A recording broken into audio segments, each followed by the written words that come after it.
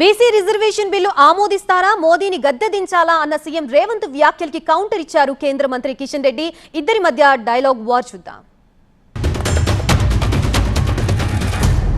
నేను ఒక మాట చెప్పదలుచుకునే వేదిక మీద, నరేంద్ర మోడీ గారు మీరు దిగొద్దు కుర్చీ, 2029 వరకు మీరే ఉండాలి.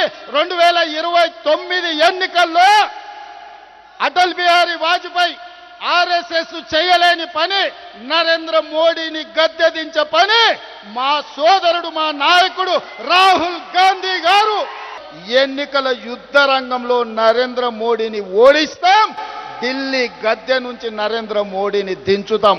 ఇదే మా శపథం అని చెప్పి జంతర్ మంతర్ సాక్షిగా నేను చెప్పదలుచుకున్నా. దూబే గారు మీరు డైరీలో రాసుకోండి, నరేంద్ర మోడీ గారి పేరు మీదనే ఎన్నికలకు రాండి, 150 కంటే ఒక్క సీటు కూడా ఎక్కువ రానియం.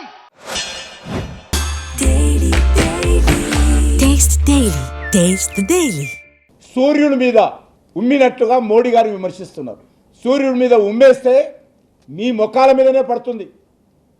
మీరే తుడుచుకోవడానికి బట్ట కోసం ఇక్కడక్కడ ఎతకాల్సిన పరిస్థితి వస్తుంది. రాహుల్ గాంధీ అర్థం చేసుకోవాల్సిందిగా కోరుతున్నాను.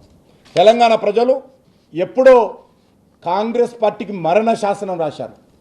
అవినీతి కాంగ్రెస్ పార్టీకి తెలంగాణలో కూడా మేము పొరపాటు చేశామని ఈరోజు పశ్చాత్తాప పడుతున్నటువంటి పరిస్థితి ఉంది.